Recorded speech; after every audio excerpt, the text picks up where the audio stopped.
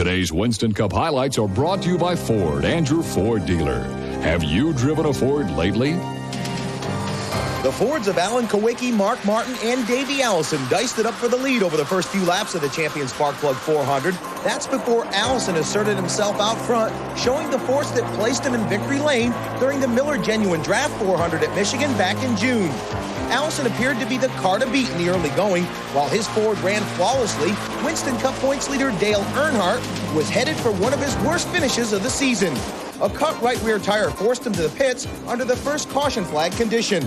But before the race went back to green, the GM Goodwrench crew had to go to work on the car behind the wall to fix damage suffered when the tire blew. Earnhardt would finish 26th and now leads Ricky Rudd by only 69 points in the chase for the title. Although no one was as dominant as Davey on the day, 12 different drivers led the mad scramble at Michigan, including Morgan Shepherd in the Motorcraft Ford, who led laps 41 through 48 before going down to Davey once again. But even Allison had his problems when a right rear tire equalized. That put him out of sync during pit stops with the front runners for much of the afternoon. The worst wreck of the day demolished the cars of Jim Sauter and Joe Ruttman on lap 143. That's when all the front runners found their way to pit road for fuel and fresh rubber. But when the green flag flew on lap 150, few crew chiefs were confident that the fuel added was sufficient to take them to the finish.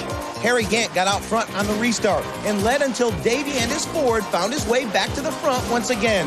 But what about fuel? Could his Ford make it to the finish? We would never have to find out, as a final caution flag flew for debris on the racetrack with 13 laps to go.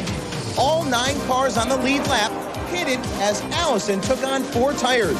And when they lined up for the restart with 10 laps remaining, Dale Jarrett in the Citgo Ford, who pitted for fuel only, led the fray. Jarrett, looking for his first Winston Cup win ever, stood the challenge of Allison lap after lap. Davey dove to the outside as they headed for the white flag. Once again, Allison attempted the pass as they headed for the checkers.